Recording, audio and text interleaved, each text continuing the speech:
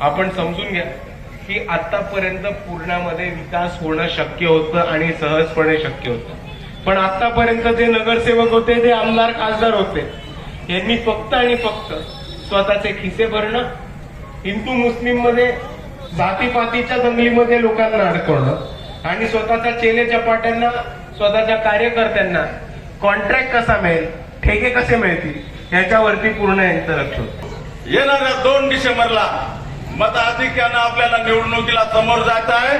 कुणाच्या आमिषाला बंधून तुम्ही गाफील राहू नका. हे 5 वर्ष आपल्याला खाली बघण्याची वेळ येईल, म्हणून तुम्हाला सगळ्यांना क्रांतिकारी जय भीम करतो. जय भीम. आणि 2 डिसेंबरला सिलेंडरचं बटन दाबून आपल्या सगळ्या वंचितच्या उमेदवाराला विजयी करा. सगळ्यांना पुन्हा एकदा क्रांतिकारी जय भीम करतो. तरी मी जनतेला एकच विनंती करते की शक्य होईल तेवढं महिलांनी पूर्णा शहरामध्ये वंचित बहुजन आघाडीमध्ये काम करावे आणि वंचित बहुजन आघाडीला जास्तीत जास्त मताने विजय करावे. जास्तीत जास्त मताने व सर्वच वंचित बहुजन आघाडीच्या उमेदवारांना आशीर्वाद देऊन सत्तेमध्ये पाठवावं अशी सर्वात प्रथम विनंती करतो.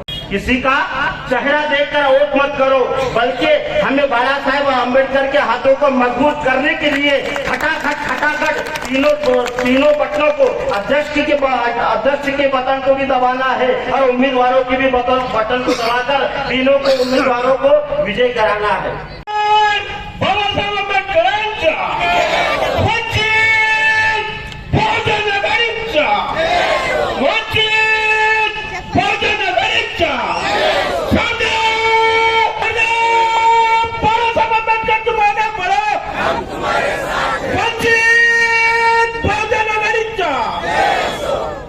सभी को आने वाले 2 तारीख को गैस सिलेंडर के बटन के ऊपर अपना कीमती वोट देके वंचित बहुजन आघाड़ी को कामयाब बनाइए.